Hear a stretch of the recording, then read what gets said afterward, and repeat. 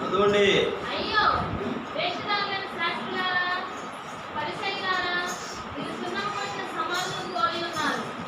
అయ్యో అయ్యో అంటే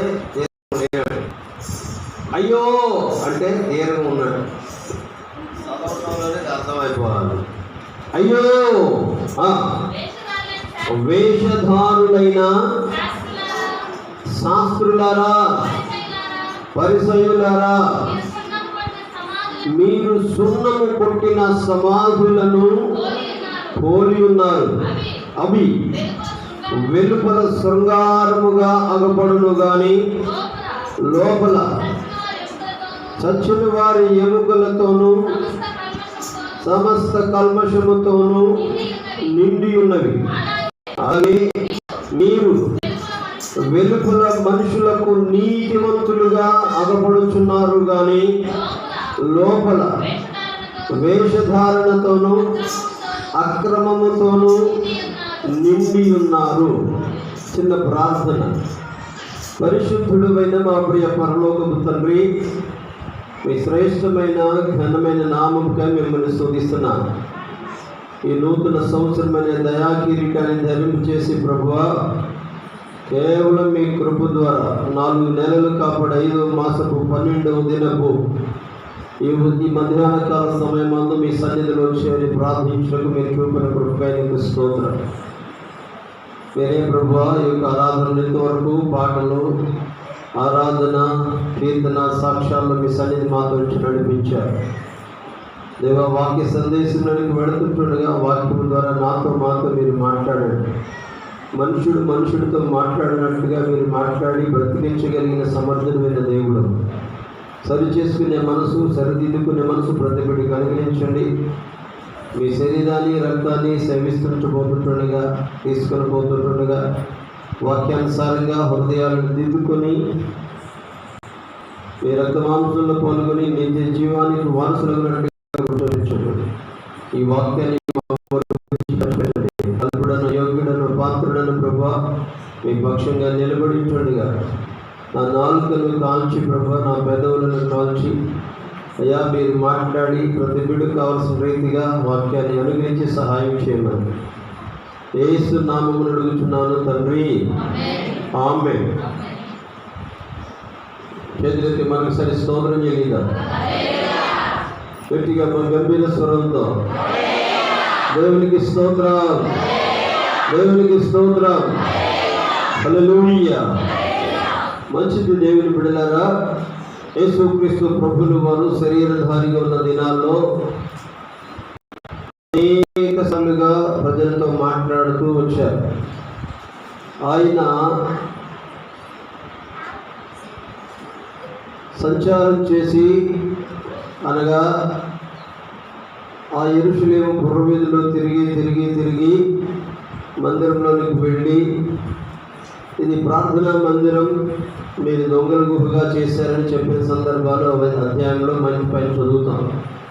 ఇంకా పలుసార్లుగా మీరు అన్నీ చేస్తున్నారు కానీ మీరు ఎలా ఉన్నారనే విషయాన్ని, అనగా మీరు పుదీనాలో, జీలకర్రలో, సోపులో అన్నీ చేస్తున్నారు కానీ న్యాయములు, కనికరములు విడిచిపెట్టారు. వాటిని మానకుండా, అనగా ఈ ఇచ్చే వాటిని ఇచ్చుకుంటూ, అది దశభాగం కావచ్చు, ప్రథమ ఫలాలు, ప్రతిష్టాపనలు అన్నీ ఇచ్చుకుంటూ వాటికంటే శ్రేష్టంగా న్యాయాన్ని, కనికరాన్ని, విశ్వాసాన్ని విడిచిపెట్టొద్దు అని చెప్పని చెబుతూ వచ్చారు. హల్లెలూయా. ఆ తర్వాత దేవుని బిడ్డలారా, మీరు ఎలా ఉన్నారు అని చెప్పని 25, 26 వచనాలు. వేషధారులైన శాస్త్రులారా, పరిసయ్యులారా, మీరు గిన్నెయు పళ్ళెమును వెలుపట శుద్ధి చేయుదురు కానీ అవి లోపల దోపుతోనూ అజితేంద్రియముతోనూ నిండి ఉన్నవి. వీటి పరిసయ్యుడా, గిన్నెయు పళ్ళెమును వెలుపల శుద్ధి అయినట్లుగా ముందు వాటి లోపల శుద్ధి చేయమని చెప్పని ఆగిపోకుండా మరలా చెప్తున్నాడు. అయ్యో వేషధారులైన శాస్త్రులు. శాస్త్రులంటే ఎవరు? ధర్మశాస్త్రం ఎరిగిన వారు, చదివేవారు. హల్లెలూయా. శాస్త్రులారా, పరిసయ్యులారా, మీరు ఏం చేస్తారు? ఎలా ఉన్నారంటే సున్నం కొట్టిన సమాధులట. హల్లెలూయా. శ్రద్ధగా వినండి, దిక్కులు చూడడం అక్కడ కొద్దిసేపే చెప్తాను. మీరు ఎలా ఉన్నారు? సున్నం కొట్టిన సమాధులు. సమాధుల దగ్గరికి ఎప్పుడు వెళ్తుంటాం? సంవత్సరానికి ఒకసారి వెళ్తారా? దండం పెట్టుకుని దేవుడి దేవుళ్ళు అలవాటు లేనందుకు దేవుడికి స్తోత్రం. హల్లెలూయా. కొంతమంది సంవత్సరానికి ఒకసారి వెళ్ళి దండం పెట్టి, లేదా చచ్చిపోయిన రోజు వాళ్ళకి ఇష్టమైన దాని మీద పెట్టి దండాలు పెట్టుకొని, కొబ్బరికాయలు కొట్టుకొని, కొబ్బరికాయలు వేసుకొని, బెల్లం పెట్టుకుని పలారం చేసుకుని వస్తుంటారు కొంతమంది. ఒకవేళ ఇక్కడ ఎవరైనా అట్లాంటివి చేసేవాళ్ళు ఉంటే మానేయండి. హల్లెలూయా. ప్రభు చెప్తున్న మాట ఏంటంటే, అయ్యో ఎంతో వేదన కలిగి నేను ఎట్లరా బాబు అనే సందర్భంలో, అయ్యో శాస్త్రులారా, పరిసయ్యులారా, మీరందరూ సమాధులు అంటే మీరు నన్ను ఏమంటారు? ఎట్ట కనబడి నీకేం ఒళ్ళు గోవిందా అంటారు. ఎమ్మటే అసలు గోడ బంతిలాగా ఐకన్నర్లేండి, నాకేది జరగలేదులే కానీ కనబడట్లేదా లేదా రెక్కర్సా అని చెప్పని ప్రభు హృదయ వేదనతో మాట్లాడుతున్న మాట దేవుని బిడ్డలారా. అయ్యో శాస్త్రులారా, పరిసయ్యులారా, మీరు ధర్మశాస్త్రం ఎరిగి, భక్తి ఎరిగి, ప్రార్థన చేయడం ఎరిగి, అన్నీ తెలిసి కూడా మీరు ఎలా ఉన్నారు? ఎట్లా ఉన్నారంట? సున్నం కొట్టే సమాధులు వల్ల. ఎలాగంటండి? ఎప్పుడు కొడుతుంటారు సున్నం? అమ్మా హల్లెలూయా. దేవుని బిడ్డలారా, 3వ రోజు, 5వ రోజు, లేకపోతే 21వ రోజు, 11వ రోజు చేస్తారుగా. ఏంటది? క్రైస్తవులకి దినాలు తద్దినాలు అసలు ఉండమండి. అసలు 3వ రోజు లేదు, 5వ రోజు లేదు, 11వ రోజు, 11 లేదు, 15 లేదు, 21 లేదు. అసలు అర్థమైందా? అసలు క్రైస్తవుడికి జ్ఞాపకార్థ కూడికలే లేవు. స్తోత్రం చేయలేదండి. మరి ఎందుకు పెడుతున్నారు? కొత్తదిగా రచన. హల్లెలూయా. చచ్చిపోయిన రోజునే అన్నీ చేసేసేసి భోజనాలు పెట్టి చుట్టాలు గిట్టాలు అందరినీ పంపించేసాడు. కలిసి వచ్చిన వాళ్ళందరూ వాళ్ళు దినమంటున్నారు, మనం వ్యాపారం కోటం అంటున్నారు. వాళ్ళు దినమంటారు, వాళ్ళు తదినమో ఏదో అంటారు, మనకేమో ఆదరణ కూడిక అంటారు. పేర్లు మార్చి అయ్యే జరిగేస్తున్నారు. అదేమంటే లోపం కదా అయ్యారండి, ఏదైతే ఏమన్నా ఆ రోజు మీరు వాక్యమేగా చెప్పేది. హల్లెలూయా. సరే, ఏది రైట్ పిల్లలు సండే స్కూల్కి పోరా, ఏది ఎక్కడ అక్కడ పంపించాడా నానేది పంపివాయ్ కూడా ఏదిరా ఏదన్నామా పొరా పండు కూడా పంపారా పొరా చూసుకున్నాడా పొరా. Praise the lord. హల్లెలూయా. ఏ గుడ్డు సండే స్కూల్ బావా బిస్కెట్ ఎత్తున్నారు. ఏది మరొకసారి స్తోత్రం చేయలేదు.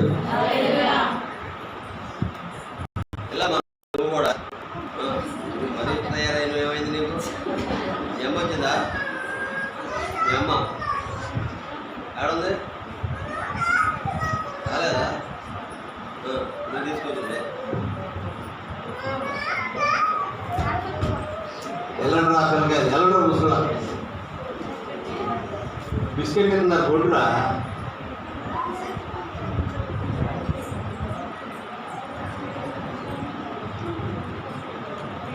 మరొకసారి చేతులెత్తి స్తోత్రం చేయలేదు. సున్నం కొట్టిన సమాధులు. ఆ సమాధి ఆ రోజు చేసేటప్పుడు ఆ ముందు రోజు లేకపోతే అదే రోజు పొద్దున్నే వెళ్ళి శుభ్రంగా సమాధిని అలిగి అండి దానిపైన సున్నం వేసి ఎల్లగా చక్కగా కనపడింది. ఎట్లా కొత్త ఇల్లు అమర్చినట్టుగా, కొత్త ఇల్లు సున్నం వేసినట్టుగా చేస్తున్నారు సమాధికి కూడా. లోపల ఏముంది? ఆ చచ్చిపోయిన వారి యొక్క దేహం కుళ్ళిపోయి కంపు కొడుతుంటుంది. హల్లెలూయా.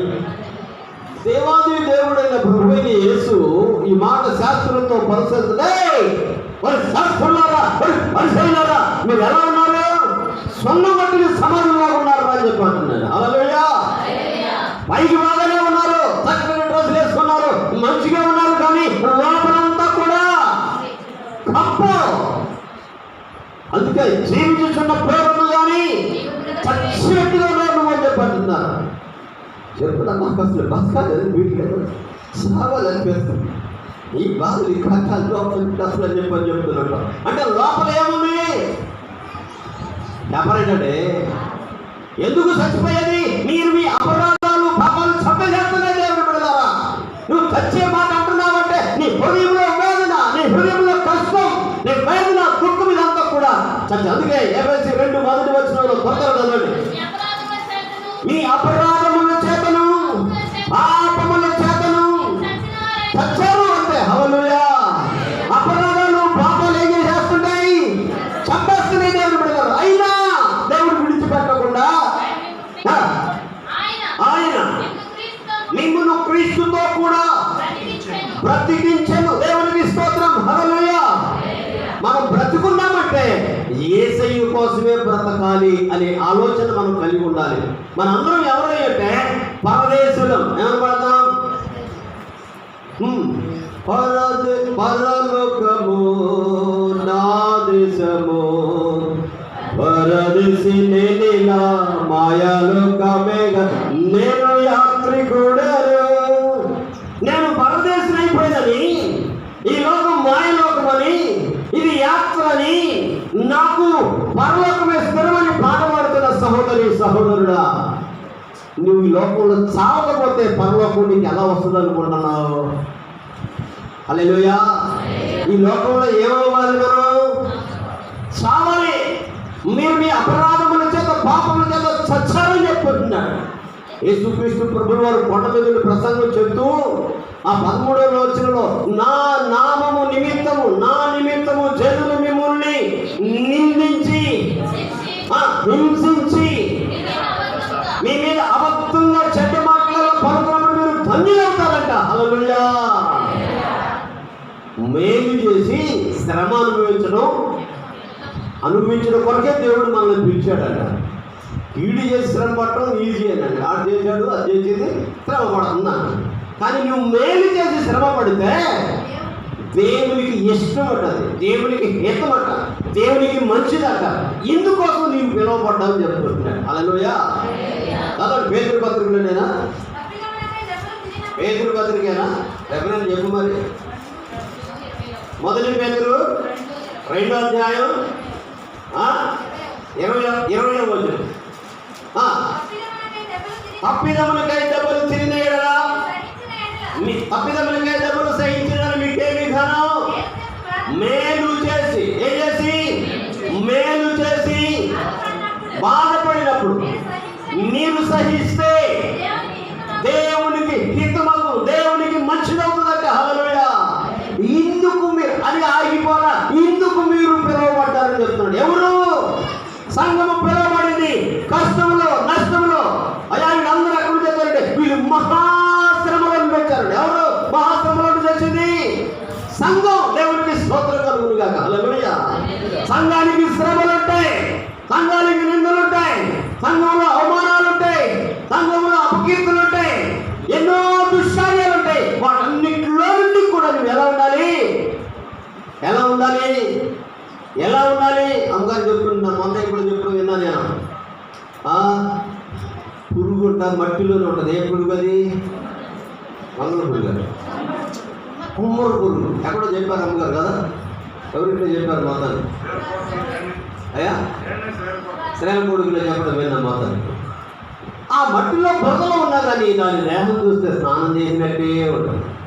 మనందరికీ తామర ఆకు, తామర పువ్వులు చూస్తున్నట్టు నీటిలోనే ఉంటుంది, కానీ నీరు చుక్క కూడా అక్కడ ఉండనే ఎంత చక్కగా ఎదుగుతుంది, ఎంత పవిత్రంగా ఉంటుందో. మన విశ్వాస జీవితంలో కూడా దేవుని బిడ్డలారా కష్టాల్లో కూడా వెళ్తుంటారు, నష్టాల్లో కూడా వెళ్తుంటారు, ఆపదలో కూడా వెళ్తుంటారు, అనారోగ్యంలో కూడా వెళ్తుంటారు, లేకపోతే నిందలో నుంచి అవమానం ఎన్నికలు చెల్లగాని ఏవి కూడా లేవు అన్నట్టుగా నువ్వు కనబడుతూ ఉండాలి. హల్లెలూయా. యేసయ్య ఎప్పుడు కూడా ఎలా ఉన్నాడంటే చిరునవ్వు నవ్వుకుంటూ ఉంటాడు. దేవునికి స్తోత్రం కలుగునుగా. ఆయన పిల్లలు ఎప్పుడు కూడా సంతోషంగా ఉంటారు. ఎందుకంటే ఆ బాధలు పడేది పౌరు భక్తులు చెప్పి ఆ కృపే. నేను ఎన్నో శ్రమలు పడినా అయినప్పటికీ కూడా అవన్నీ కూడా అనుభవించిన ఆయన కృప అని చెప్పాను. హల్లెలూయా. నువ్వు కృపలో ఉన్నప్పుడు నీకు ఏ హాని కలుగుతుంది. దేవునికి స్తోత్రం. దేవుని కృప నీకు తోడుకున్నప్పుడు ఏమి పౌలు భక్తుడు ఎంత కూడా అయ్యా ఏం చెప్పాడు, ఇదో నాకు ఏమి సంగతి ఆయన అన్నాడు. ఏం చెప్పాడండి? నా కృప నీకు చాలు. ఏమని అడిగితే నా కృప చాలని చెప్పింది. ఎందుకు? ఏమా దేవునికి స్తోత్రం, హల్లెలూయా. నాకు నా ముళ్ళు తీసేయి, నాకు నీ బాధ తీసేయి, నాకు నీ వేదన తీసేయి, ఈ దుఃఖం తీసేమంటే నా కృప నీకు చాలు అని చెప్పండి. నీకు వేదన ఉంటనే ఉంటుంది దేవుని, అది పోదు. నన్ను ఉంటేనే నువ్వు కృపకు దగ్గరగా ఉంటావు. దేవునికి స్తోత్రం. లేకపోతే నువ్వు వెళ్ళిపోతావు. అసలు దేవుడు ఏ బాధ లేని పాత్ర అంటే ఏడ కుదురుతుందండి. ఆ అమ్మాయి వచ్చింది, అబ్బాయి వచ్చాడు, అల్లుడు గారు వచ్చారు, కూతురు వచ్చింది. ఎన్ని సాగులు చెప్తారు, ఉద్యోగం, డ్యూటీ, అసలు సెలవు వేయరు. ఇదిగో మొన్న పెళ్ళి 3 వారాలు ఎంత ధైర్యం చెప్తుందని కాదు, బాధేవాడు లేకపోతుంది. దేవుడు అంటే లెక్కలేదు. అంత పెద్ద మనిషిని పడుతూ బాధ అయ్యారు అన్నాడు చూస్తున్నారండి. దేవునికి స్తోత్రం, హల్లెలూయా. దేవుని పిల్లలారా, దేవుడు అంటే భయపడాలి. ఒకరోజు పని మానేస్తే ఏం నష్టం జరుగుతుంది?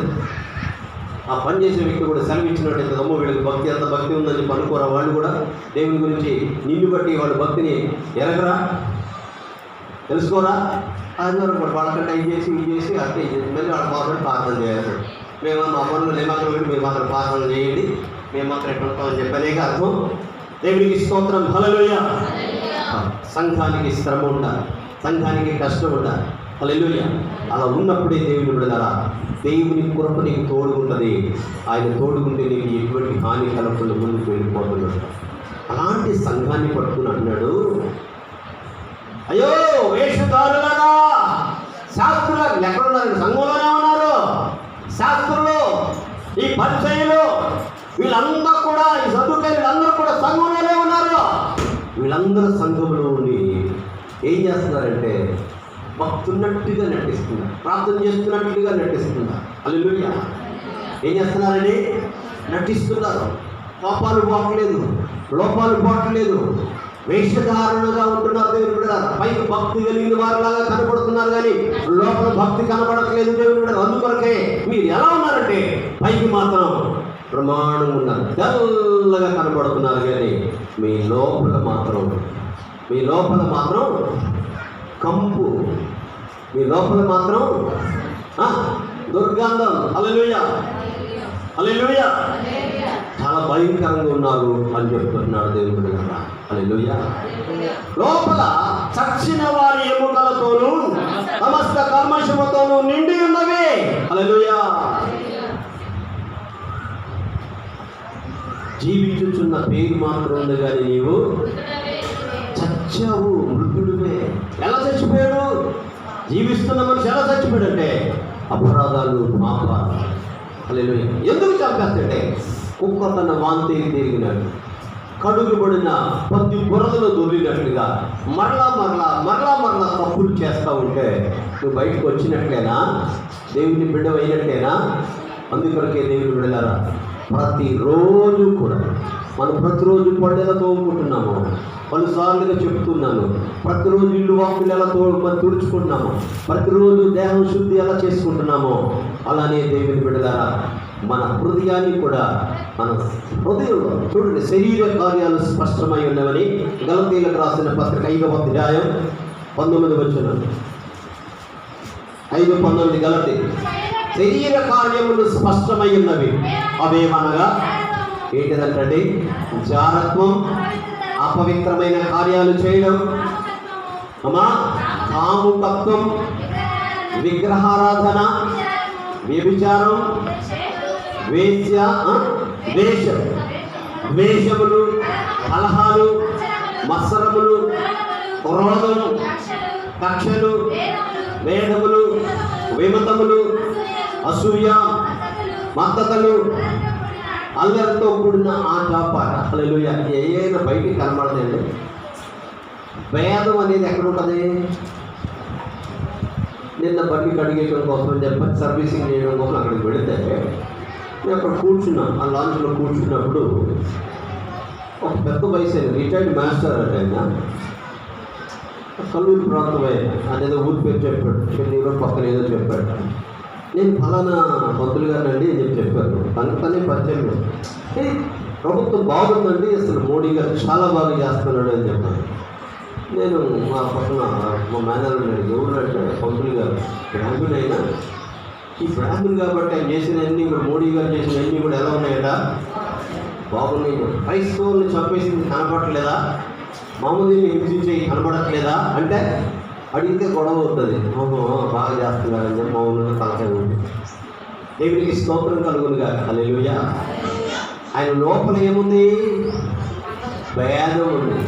లోపల ఏముంది, పై కనబడుతుందా, కక్షలు ఎక్కడుంటాయి, లోపల. విమతాలు ఎక్కడుంటాయి, లోపల. ద్వేషం ఎక్కడుంటుంది, దేవునికి స్తోత్రం. ఏమున్నాయంట, ఇవన్నీ లోపలే ఉంటాయి, పైకి మాత్రం చక్కగా కనపడుతుంది, తెల్లగా కనపడుతున్న సమాధిలాగా దేవుని బిడ్డలారా. అందుకే చెప్తున్నాడు, ఓ శాస్త్రులారా, పరిసయ్యులారా, ఏం చేయాలట, ఈ శరీర కార్యాలన్నిటినీ కూడా ఏం చేయాలి, ఏం చేయాలి, ఏం చేయాలి, ధరించుకోవాలా, అలవర్చాలా, లోపల పెట్టుకోవాలా, లోపల ఉన్నాయి శరీర కార్యాలు. దేవుని బిడ్డలారా, హృదయంలో ఏముంటాయో మత్తయి సువార్త 15వ అధ్యాయం 18-19, నోట నుండి బయటకు వచ్చినవి హృదయంలో నుండి వస్తాయి, అవి మనుషులను అపవిత్రపరుస్తాయి. కానీ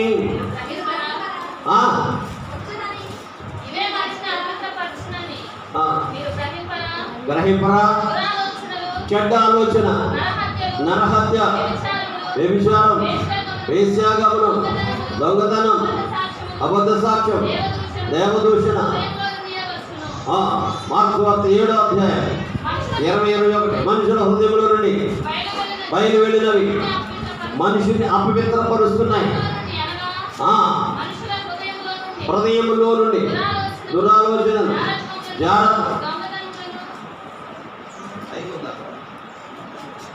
ఎన్నిసార్లు చెప్తే మీకు అతను మంత్రులు కదా అన్నదా,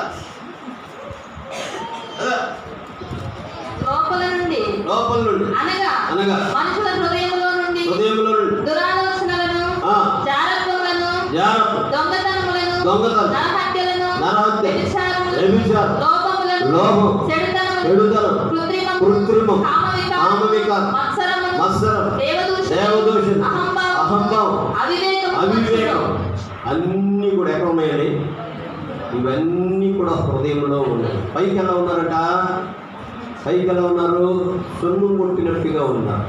మొత్తం ఈ సొన్నం లోపల, ఈ గోడ లోపల పై సొన్నం తెల్లగా చక్కగా కనబడుతుంది, కానీ దీంట్లో నిండు రాయి ఉంది, దీంట్లో కాంక్రీట్ ఉంది, దీంట్లో ఇనుము ఉంది, దాంట్లో ముప్పావు మొక్క ఉంది, దాంట్లో పావు మొక్క ఉంది, దాంట్లో ముక్కలు చేసి భర్తీ చేసింది కూడా. వాటన్నిటినీ కనబడకుండా చక్కగా గిలాబ్ చేసి సున్నం వేస్తే అవ బ్రహ్మాండమున్న గోడ అంటున్నాను. హల్లెలూయా, హల్లెలూయా.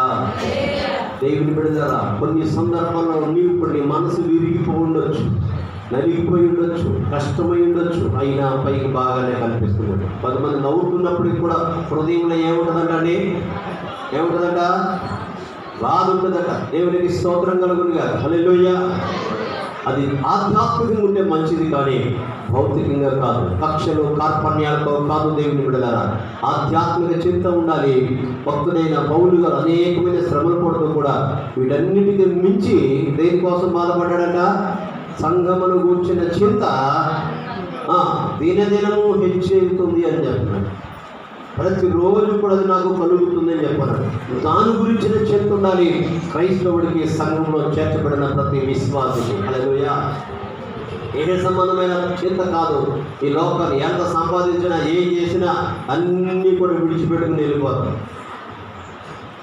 మోతీలాల్ గారు తెలుసా, మీ తాత మా తాత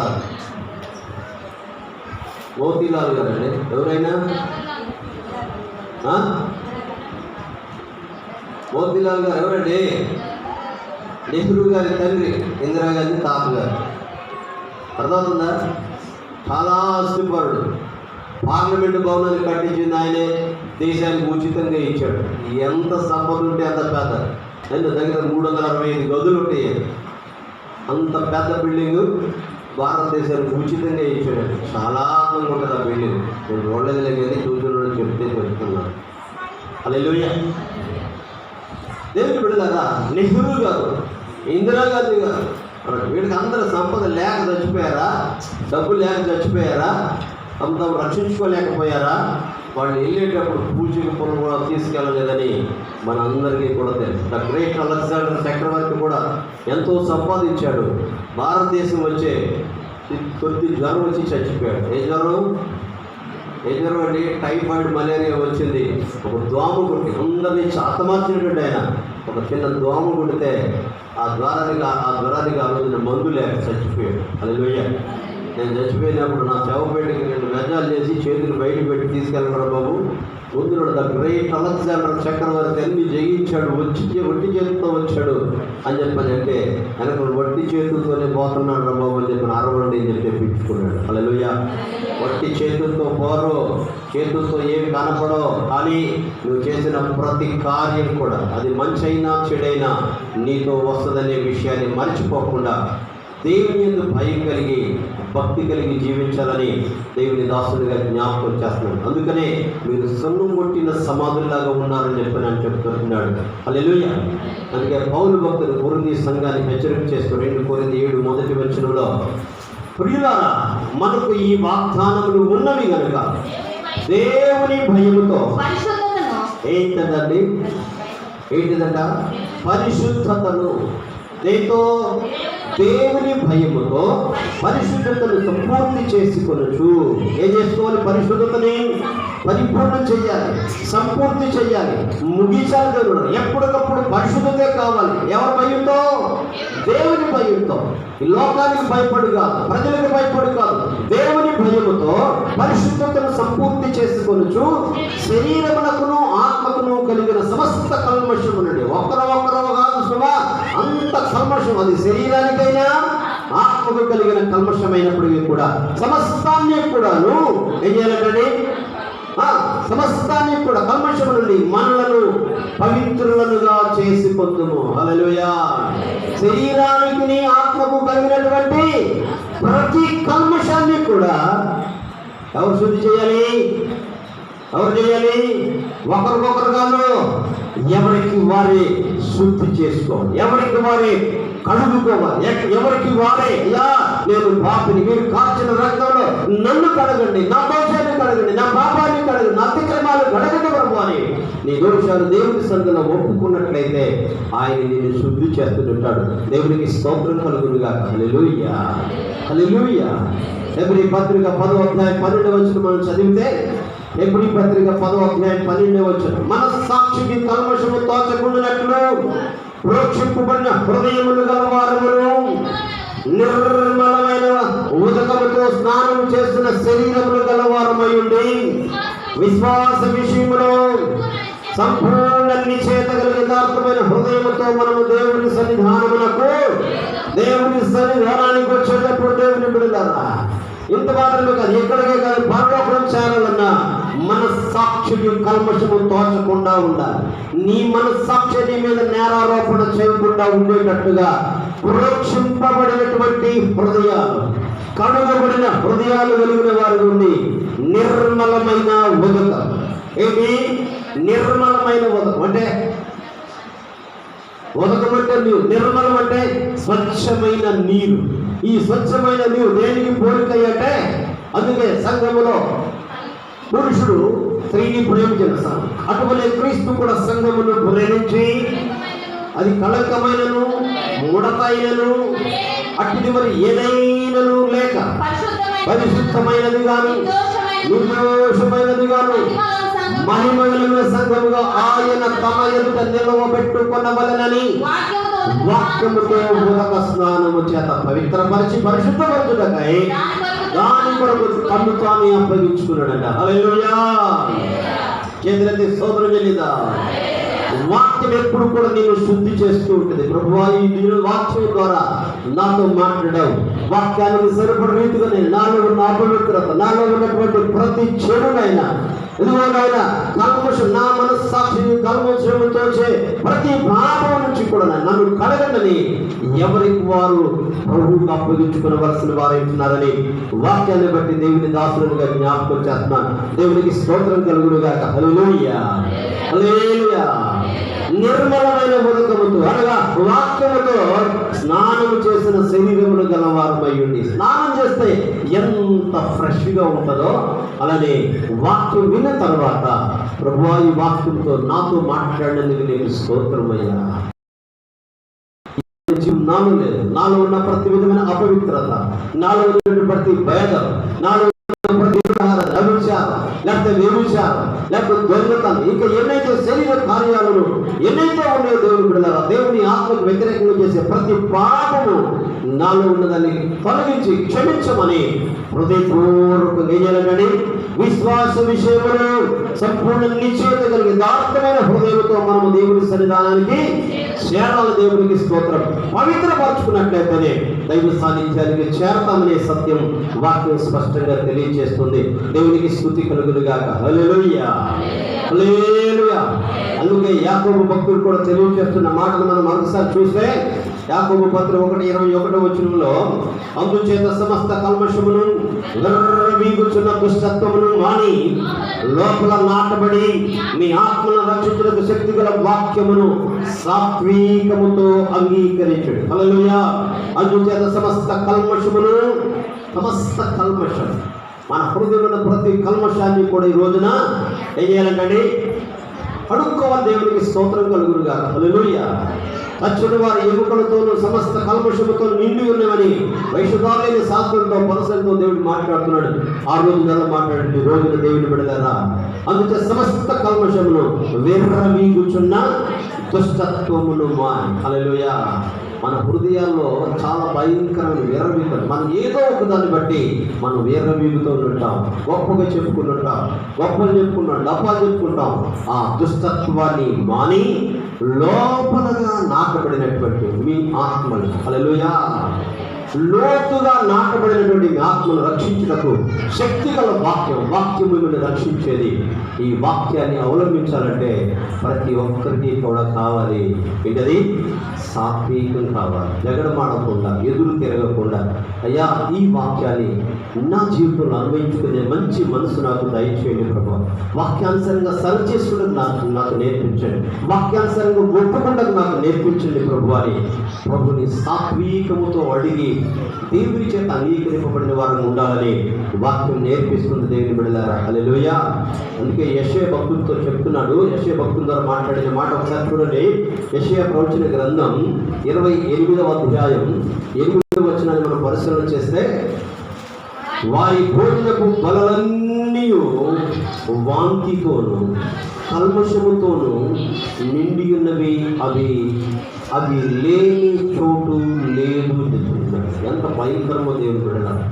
కుక్క తన వాంతికి తిరిగినట్టు, కడుగుబడిన పంది బురదలో దొరికినట్టుగా కడుక్కుంటూ మరలా బురదలో పడటం, కక్కటం, మరలా తేయటం, అనగా అయ్యా నన్ను క్షమించయ్యా, తొందరపడ్డాను, అయ్యా నా తప్పు అయిపోయిందా క్షమించమనడం, మరలా అదే పని చేయడం. కుక్క తన వాంతికి తిరిగినట్టుగా, అడుగుపడిన పంది బురదలో దొరికినట్టుగా.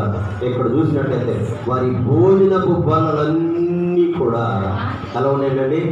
వాంతితో, కల్మషముతో నిండిపోయి ఉన్నవి, అవి లేని చోటు లేదు అని. హల్లెలూయా. ఈ రోజున దేవుని రాస్తుండగా మీ హృదయాలు ఎలా ఉన్నాయి? ఆ వాంతితో కక్కి మరలా తినే పరిస్థితులు ఉన్నదా? కడుగుబడి మరలా ఆ బురదలో దొర్లే స్థితి ఉందేమో. ఒక్కసారి పరిశీలన చేసుకొని ఆత్మ విమర్శ చేసుకుని ప్రభు భోజనాన్ని తీసుకుని వలసిందిగా దేవుని దాసులుగా జ్ఞాపకం చేస్తున్నారు. దేవుని బిడ్డలారా, ఆ రోజున శాస్త్రులతో పరిశీలతో మాట్లాడిన దేవుడు ఈ మధ్యాహ్నం వేళతో మనతో బహుసూటిగా తేటగా మాట్లాడుతుండగా, ప్రభువా ప్రోక్షింపబడినటువంటి హృదయం కలిగిన వారమై, అయ్యా నిర్మలమైన ఉదకంతో స్నానం చేసినట్లుగా శరీరములు కలిగిన వారమై ఉండాలన్నటువంటి ఉండి విశ్వాసం విషయంలో సంపూర్ణ నిశ్చయత కలిగి యథార్థమైన హృదయముతో మనము దేవుని సన్నిధానానికి చేరుదామని లేఖనాన్ని బట్టి ప్రభు నీ సన్నిధిలో ఉన్నాను, కానీ నా మనస్సాక్షి ఎలా ఉంది, నా హృదయం ఎలా ఉందో, నిర్మలంగా ఉందా, చంచలంగా ఉందా, నీ హృదయ పరిస్థితి నీకు తెలుసు దేవుని బిడ్డ. కాబట్టి దేవుని సన్నిధిలోనే నీవు అపరాధముల చేత పాపముల చేత చచ్చిన నువ్వు బ్రతికింపబడి ఉన్నావా? ఇంకా చచ్చని స్థితిలో ఉందా? చచ్చిన స్థితిలో ఉంటే కంపు కొడుతుంది, దాని ద్వారా మేలు లేదు, ఎప్పటికైనా మించిపోయింది లేదు. ప్రభువా నన్ను కనికరించి క్షమించి మీ రక్తమాంసములను తీసుకుంటుండగా నన్ను యోగ్యురాలుగా నన్ను అంగీకరించమని మన హృదయాలను మనం పరిశీలన చేసుకుందాం. మనలో వచ్చండి దేవుని బిడ్డలారా, హృదయపూర్వకంగా మనం ఆలోచన చేసి ప్రభు భోజనం తీసుకుందాం, లేకపోతే ప్రభు రక్తాన్ని తీసుకుందాం. దేవుని బిడ్డలారా, ఈ యొక్క మధ్యాహ్నం బిడ్డలారా బహుసూటిగా దేవుడు మాట్లాడుతున్నారు. అయ్యో వేషధారులైన శాస్త్రులారా, పరిసయ్యులారా, మీరు సున్నము కొట్టిన సమాధులను పోలి ఉన్నారని చెప్పంటున్నారు. సున్నం కొట్టిన సమాధిలాగా పైకి అందంగా కనిపిస్తుంది. గ్రానైట్ స్టోన్స్తోను, మార్బుల్ స్టోన్స్తోను, టైల్స్తోను బహు చక్కగా అలంకరిస్తున్నారు, కానీ లోపల చచ్చిపోయిన వ్యక్తి యొక్క దేవుని బిడ్డలారా ఆ శవము ఎముకలు మాంసంతో ఫుల్ కప్పు పడుతుంది. ఈ రోజున నీ శరీరం ఎలా ఉంది, నీ హృదయం ఎలా ఉంది? పైకి బాగానే కనిపిస్తున్నావు, కానీ నీ హృదయం ఎలా ఉంది దేవుని బిడ్డ? నీ హృదయంలో కూడా కంపు, నీ హృదయంలో అధిచేంద్రియాలు, మతతలు, భేదాలు, మత్సరం, ద్వేషం, కలహం, ఈ భేదాలు ఏమేమి ఉన్నాయో నేను ఎదుగు నీ హృదయం నీకు చెబుతుంటాను. దేవా నా హృదయంలో ఉన్న ప్రతి పాపమును క్షమించమని. దేవా కడుగుపడిన హృదయం నాకు దయచేయ, ప్రోక్షింపబడిన హృదయం కలిగిన వారుగా ఉండాలని, నిర్మలమైన ఉదకంతో స్నానం చేసిన శరీరం గల వారు ఉండాలని, విశ్వాస విషయంలో సంపూర్ణ నిశ్చయత కలిగి ఉండాలని చెప్పిన దేవా, యథార్థమైన హృదయంతో దేవుని సన్నిధిలో నీ సన్నిధిలో నేను వచ్చాను, కానీ నా హృదయం యథార్థంగా లేదయ్యా, నన్ను కనికరించమని. నీ మనస్సాక్షి నీ మీద నేరారోపణ చేస్తుంటుండగా హృదయపూర్వకంగా ఒప్పుకొని విడిచిపెట్టి కనికరింపబడదాం. దేవుని బిడ్డలారా, హృదయపూర్వకంగా ప్రార్థన చేయండి, హృదయపూర్వకంగా ప్రార్థన చేయండి. దేవుని బిడ్డలారా, దయచేసి మౌనంగా ఉండదు.